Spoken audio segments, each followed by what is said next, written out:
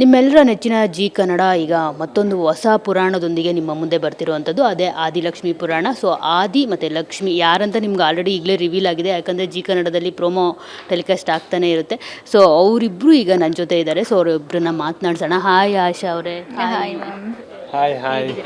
ನಾವು ಸೂಪರ್ ಆಗಿದ್ದೀವಿ, ನೀವು ಹೇಗಿದ್ದೀರಾ? ತುಂಬ ಚೆನ್ನಾಗಿದ್ದೀನಿ.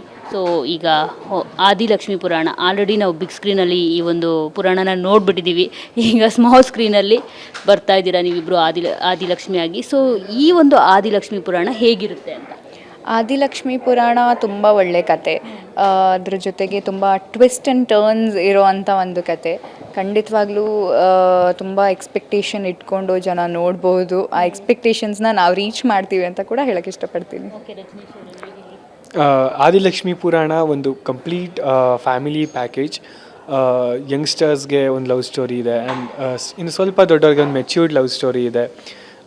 ಯಂಗ್ಸ್ಟರ್ಸ್ಗೆ ಈ ಥರ ನಮ್ಮಿಬ್ಬರ ಥರ ಕಿತ್ತಾಡ್ಕೊಂಡಿರೋ ಅಂಥ ಲವ್ ಸ್ಟೋರಿ ಇದೆ. ಆ್ಯಂಡ್ ಫ್ಯಾಮಿಲಿಗೆ ಒಂದು ತುಂಬು ಕುಟುಂಬದ ಕಥೆ ಇದೆ, ಒಂದು ಮನಸ್ಸು ತುಂಬೋ ಅಂಥ ಒಂದು ಎಮೋಷ್ನಲ್ ಕಥೆ ಇದೆ. ಸೊ ಎಲ್ರಿಗೂ ಕನೆಕ್ಟ್ ಆಗುವಂಥ ಸ್ಟೋರಿ ಆದಿಲಕ್ಷ್ಮಿ ಪುರಾಣ.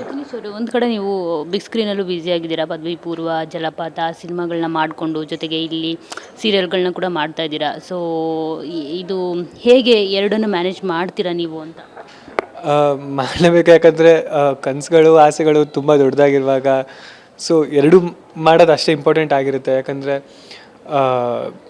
ನಾವೇನೇ ಮಾಡಿದ್ರೂ ನಮ್ಮ ಜರ್ನಿ ಇನ್ನೂ ತುಂಬ ದೊಡ್ಡದಾಗಿದೆ, ನಮ್ಮ ಗೋಲ್ ಇನ್ನೂ ತುಂಬ ದೂರ ಇದೆ. ಸೊ ಅದನ್ನು ಮುಟ್ಟೋಕ್ಕೆ ಏನೇನೆಲ್ಲ ಸಾಧ್ಯವೋ ಎಲ್ಲನೂ ಮಾಡ್ತಾನೆ ಇರ್ತೀವಿ. ಆ್ಯಂಡ್ ಈ ಹೆಜ್ಜೆಗೆ ಈ ಜರ್ನಿಗೆ ಆದಿಲಕ್ಷ್ಮಿ ಪುರಾಣ ಒಂದು ದೊಡ್ಡ ಹೆಜ್ಜೆ. ಯಾಕಂದರೆ ನಾನು ಇದುವರೆಗೂ ಮಾಡೋದ್ರಲ್ಲಿ ಪ್ರತಿಯೊಬ್ಬರು ಮನೆಗಳಿಗೆ ಮನಸ್ಸುಗಳಿಗೆ ಹೋಗುವಂಥ ಪ್ರಾಜೆಕ್ಟ್ ಆದಿಲಕ್ಷ್ಮಿ ಪುರಾಣ.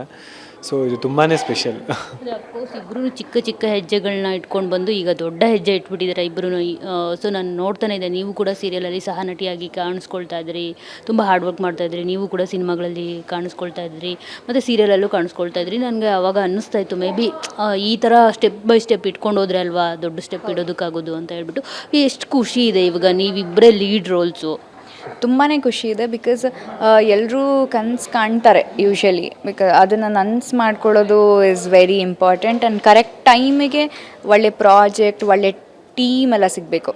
ಸೊ ಬಹುಶಃ ನಮಗೆ ಆ ಥರ ಒಳ್ಳೆ ಟೀಮ್ ಸಿಕ್ಕಿದೆ. ನಮ್ಮ ಹಾರ್ಡ್ ವರ್ಕ್ನ ಗುರುತಿಸಿ ಜಿ ಕನ್ನಡ ನಮಗೆ ಒಳ್ಳೆ ಪ್ಲ್ಯಾಟ್ಫಾರ್ಮ್ನ ಕಲ್ಪಿಸ್ಕೊಟ್ಟಿದ್ದಾರೆ ಅಂತ ಹೇಳಿದ್ರು ತಪ್ಪಾಗಲ್ಲ. ಸೊ ಫಸ್ಟ್ ಇಂಪ್ರೆಷನ್ ರಜನೀಶ್ ಅವ್ರನ್ನ ನೋಡಿದಾಗ ಏನೇನು? ರಜನೀಶ್ ಅವರು ಆಲ್ರೆಡಿ ನನಗೆ ಫ್ರೆಂಡ್ ವಿ ಆರ್ ಫ್ರೆಂಡ್ಸ್ ಮುಂಚೆಯಿಂದನೂ. ಸೊ ಹಾಗಾಗಿ ನನಗೆ ಕಂಫರ್ಟೇಬಲ್ ಆಗಿತ್ತು ಆ್ಯಕ್ಟ್ ಮಾಡೋದಕ್ಕೆ ಅವ್ರ ಜೊತೆ. ಆಮೇಲೆ is also very hard working ಕೆಲಸ ಅಂತ ಬಂದರೆ. ಸೊ ಹಾಗಾಗಿ ಇಬ್ಬರು ರ್ಯಾಪು ಚೆನ್ನಾಗಿ ಮ್ಯಾಚ್ ಆಯಿತು.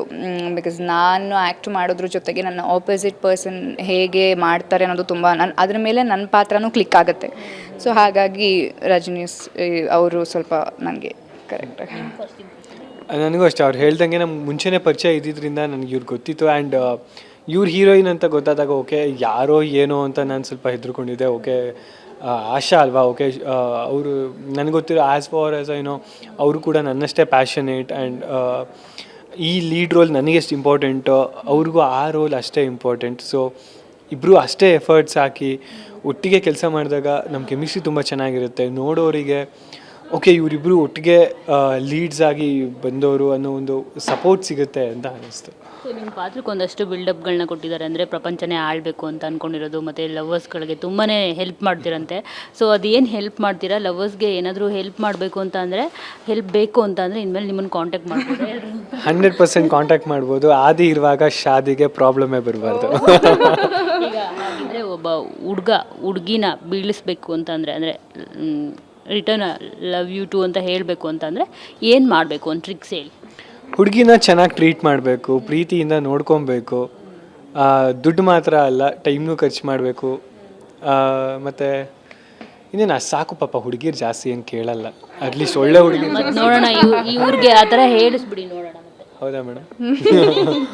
ಇಲ್ಲ, actually as A shed correct. ಬರೀ ದುಡ್ಡು ಹುಡುಗಿರಿಗೆ ಖರ್ಚು ಮಾಡಬೇಕು ಅಂತ. ನಾವು ಹುಡುಗಿರು ಅಷ್ಟು ವೀಕಾ? ಈಗ ನಾವೇ ಇಂಡಿಪೆಂಡೆಂಟು, ನಾವೆಲ್ಲ ಈ ಟೈಮ್ ಅಂತ ಸೊ ಟೈಮ್ ಕೊಡಬೇಕಾಗತ್ತೆ.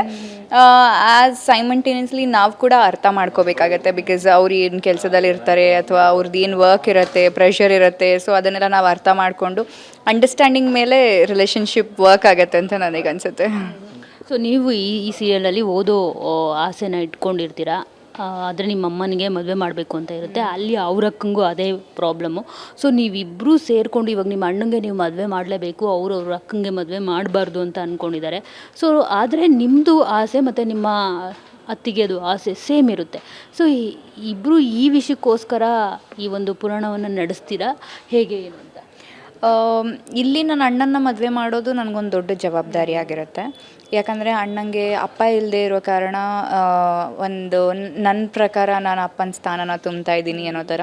ಸೊ ಹಾಗಾಗಿ ಅಣ್ಣನ ಮದುವೆ is very big task for me. And ಅವನಿಗೂ ಅಷ್ಟೇ ಮದುವೆ ಕರೆಕ್ಟ್ ಏಜ್, ಇವಾಗ ಮದುವೆ ಮಾಡ್ಕೋಬೇಕು ಆಗಬೇಕು ಅನ್ನೋ ಏಜ್. ಆ ಟೈಮಿಗೆ ಕರೆಕ್ಟಾಗಿ ಇವ್ರ ಅಕ್ಕನೂ ಸಿಗ್ತಾರೆ.